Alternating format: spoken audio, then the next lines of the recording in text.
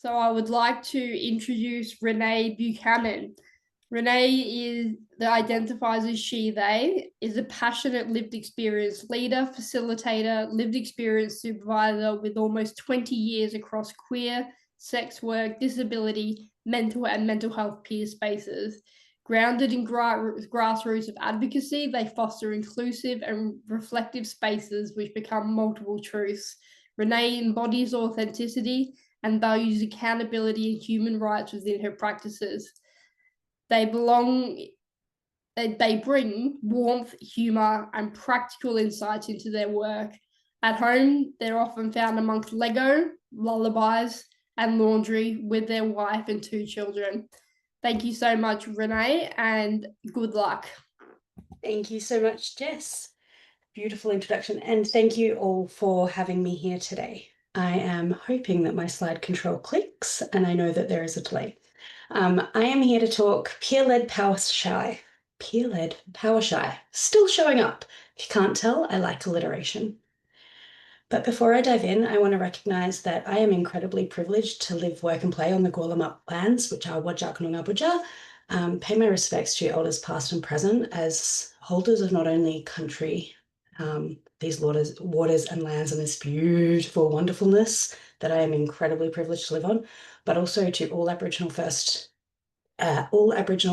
and Torres Strait Islander peoples as the first storytellers, as holders of beautiful community, not only having stewardship of this land, but of showing up with true leadership in the most human first ways. I'm incredibly privileged to have learnt from so many wonderfully wise First Nations people. And with that, how did I get here and how on earth did I not run away? I don't know about all of you, but I can say quite confidently that leadership is a word that terrifies me, even to this day. And I will never forget the first time that someone looked at me and said, Renai, you know you're a leader, right? And I felt this weight, this pit in my stomach. And it's taken me quite some time to get comfortable with being seen as a leader. I didn't arrive at leadership through a title. I arrived through survival, through listening, through unlearning, through being accountable to my unlearning, by speaking even when silence was easier, and by being told again and again and again, thank you. You get it. I'm with you. And that's the kind of leader I accidentally became. Leadership to me has always looked more like big feels, community, place-based, and showing up for the people that you love. It has always looked like speaking up for human rights. It has always looked like I'm just doing the best that I can. I don't think I'm doing anything incredible. And it wasn't until I started unpacking leadership and why it felt so heavy that I was able to come to terms mostly with accepting leadership. And what I realized is that I equate leadership to power. And as someone who might have internalized quite a few sayings as very literal, power consumes absolute power, or power corrupts, absolute power corrupts absolutely, was terrifying to me. But what I realized is that leadership doesn't necessarily equal power, and power didn't scare me because it was big. Power scared me because it was a hungry witch, scared me because it was hungry. Which is a quote, and I cannot remember who it's from, but it is just something that has stuck in my head for forever, and I Googled it and I couldn't find out where to attribute it to. So I apologize to whoever's words have impacted me in such a monumental way for not knowing your name. I didn't step into leadership. It stepped into me without warning. It was a whisper of, people listen when you speak. People called me a leader and I choked on the word, like it had bones, like it had teeth, and like it might bite back, or like it might become me. And then I sat there going, I never wanted to be a leader. I wanted to love freely who I love, because love is so important to humanity. I wanted to be allowed to raise my family, to know that my friends, my community, and the people that I am incredibly privileged to walk alongside this life with also had access to those things. It's a sharing of survival strategies. It's a sharing of how we navigate services that are complex and made to have barriers for those of us that are not necessarily upholding what the oppressive system may like. It's borrowing a cup of sugar without expectation and knowing that my tears are safe. I ended up here because of my values and because of so many people, big and small, who have inspired me. However, you didn't necessarily come listen to me talk just to hear about my story. So while my way of talking generally is quite storytelling, I do want to share a few of the things that got me from a place of rejecting any time someone tried to put me in the title of leader or offer me a role that involved leadership to a place of embracing it. I still now, and I've been doing this work an incredibly long time, it ages me every time I say it, and I've done this work in multiple spaces, but there is always that whisper of you don't belong there, you don't belong here. Who is letting you do this? Who are you to be saying that? Why do you get to stand there and say this?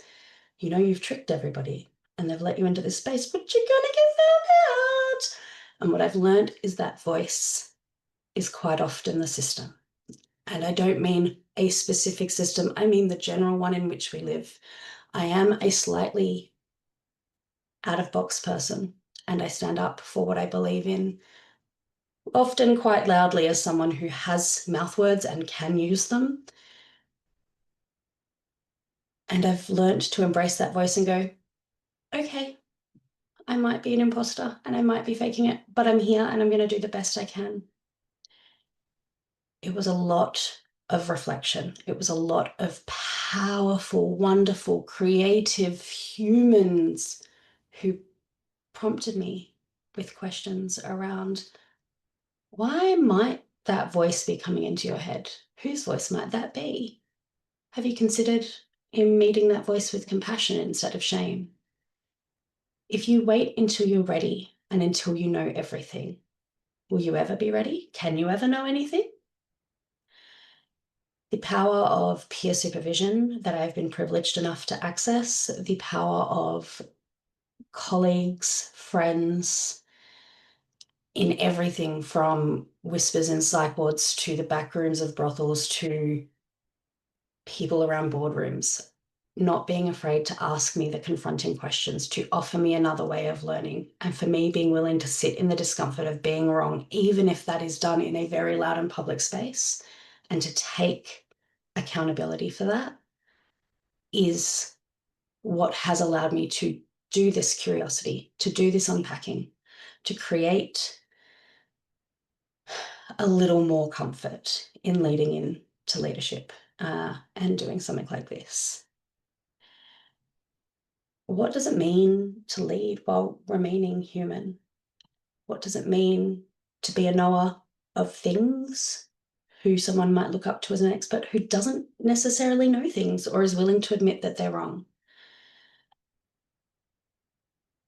I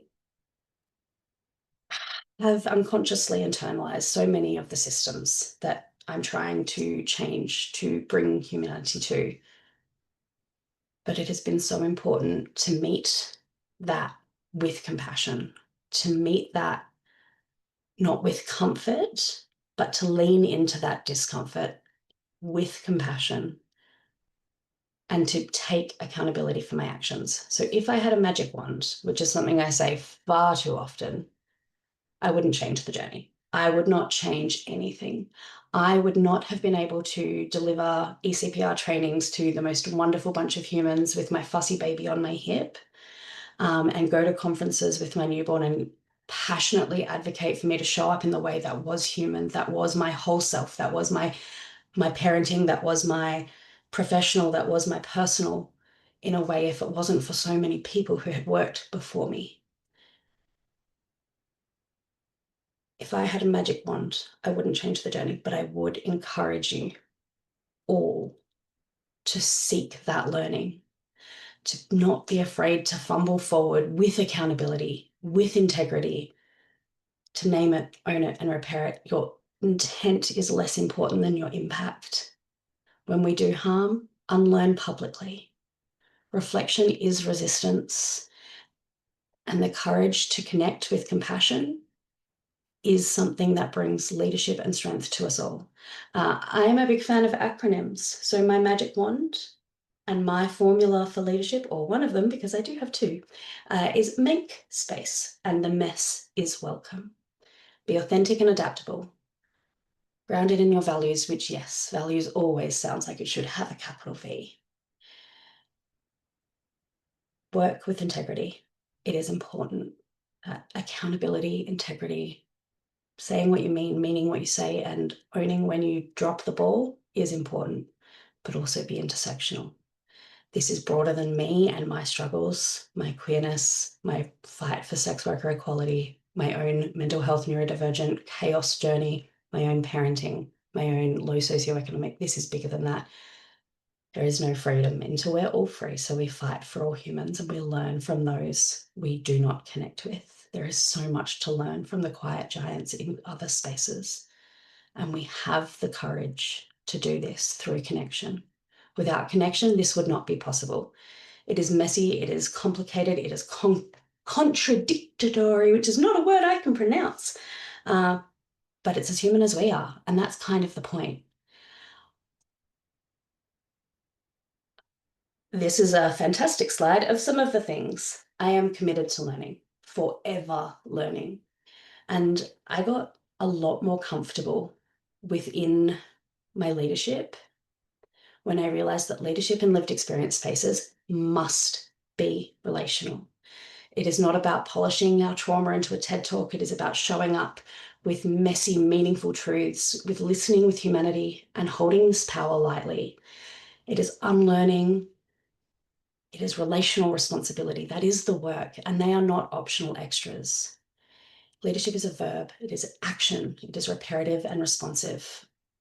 We make space for the multiple truths, for self-care, for rest, for reflection, and for others' freaking voices, for the young and the passionate, because there is so much to learn from those that are entering this space. While we carry so much, I've been doing this 20 years. I know some stuff. You know what I don't know? What it's been like to be a teenager for the 20 years I've been doing this. You know who does know what it's like? The young people. Let's listen to them. We grow through the grief in grassroots. We act with accountability. Now, do I expect you to go and read any of these things? I do not. But these are some of the things that have gotten me more comfortable with leadership. These are a few of the things over the last 2 years that have been transformative. We have a learning journey of learning, unlearning, relearning, reflecting, and then sharing the learning. We have individuals, both in the Mad Pride, in the queer, in the First Nations community.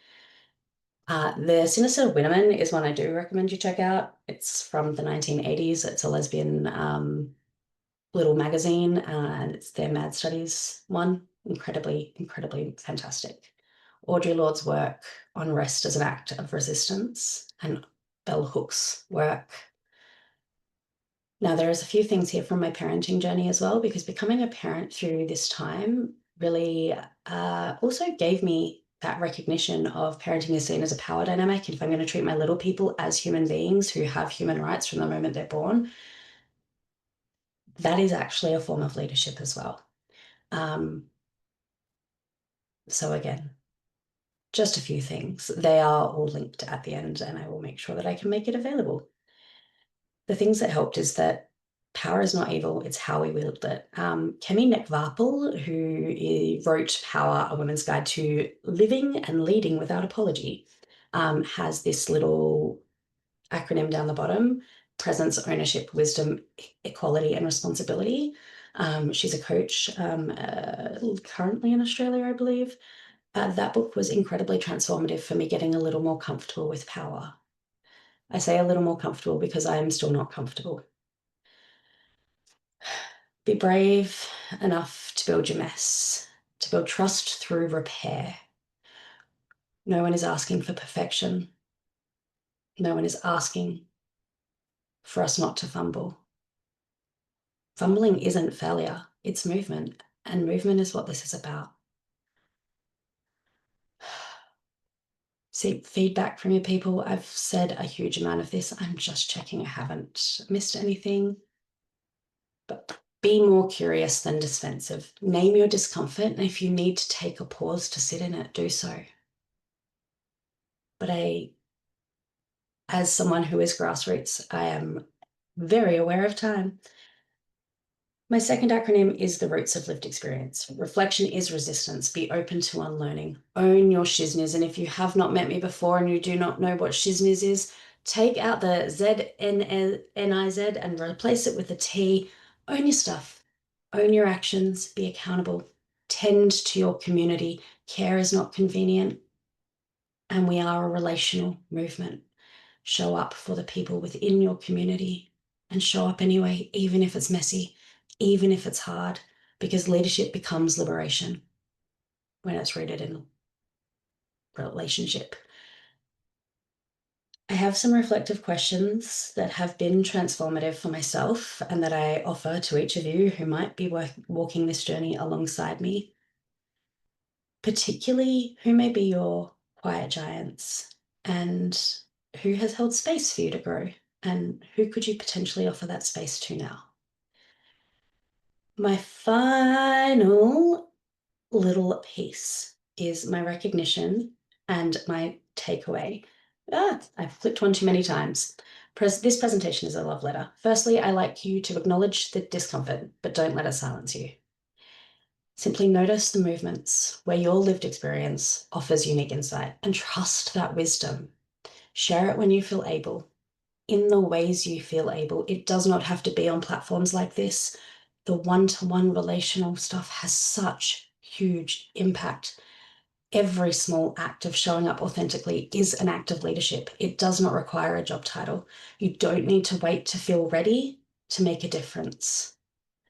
You are enough. Your voice matters now. And I wish I hadn't have spent 15 years of my career silencing myself in so many ways. Choose one way to show up, whether it be big or small, simply by taking up space or simply by writing it down. Do it imperfectly on purpose. I invite you to have humble realism. This presentation has been a love letter to every single person I have ever met who has transformed me. I won't list you all, and I hope that all of you know how impactful you have been in my life. And I hope those of you that I'm yet to meet know the impact you have will ripple through the work that I do. And I hope that some small part of this ripples through yours. And that's me done. Thank you very much. Thank you, Renai. That was incredibly powerful to listen to. And, discussion about taking up space and speaking your voice when you spend so long not being able to speak your voice is something that I personally can relate to, and I'm sure a lot of people listening can relate to as well. So I really appreciate your honesty and everything that you shared. We do have some questions that have come through, if you are happy to answer some. So the first one is, have you become more comfortable with the term leadership after all these years? Yes and no is the long and short of it. It's still uncomfortable. It still feels like pressure and expectation, but if I take the moment to breathe in, I'm a little more comfortable, as long as I allow myself that space to remind myself of what my definition of leadership is. Do you find that, and this isn't a question, this is more just following on from that it comes on from like almost like an imposter syndrome? Oh, definitely. Yeah. Okay. Yeah. I also had the reflection that if I ever felt comfortable with the term, I'm probably not unlearning. I'm not sitting in the discomfort, and therefore I'm probably not showing up in the way that I want to for people, because I'm not necessarily feeling the ability to unlearn.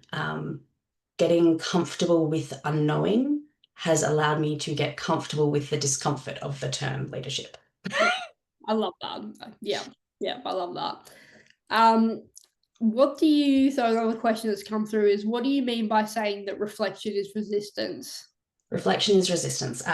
So that was a realization that I had doing a lot of the reading around from Bell Hooks and many others, in that if I don't take the moment to reflect on why something is sitting uncomfortably, if I don't necessarily think critically, so critical reflection, which I know is big fancy language, but it's thinking about why things are happening and all of the things, and I just buy into what is being told, I'm not necessarily unpacking some of the messaging. So, as a white person, I've had to do a lot of decolonization. If I'm not reflecting on why I think I need to cross the street when there's a group of young boys across the street, and I'm not saying I don't need to, I'm saying if I haven't reflected on that, I'm maybe not challenging dominant narratives and paradigms. Reflection is resistance because it is keeping our thinking free. Perfect. That's great. The final question has actually been answered in the chat, but someone has asked how to see you for peer supervision, but your contact details have now been included in the chat. So if anyone would want to get in contact with you, they're able to do so that way. Absolutely.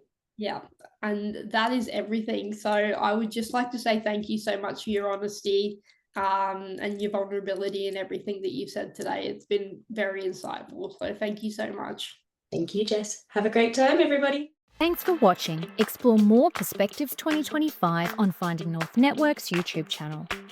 Find out more by visiting findingnorthnetwork.com.au or email info@findingnorthnetwork.com.au.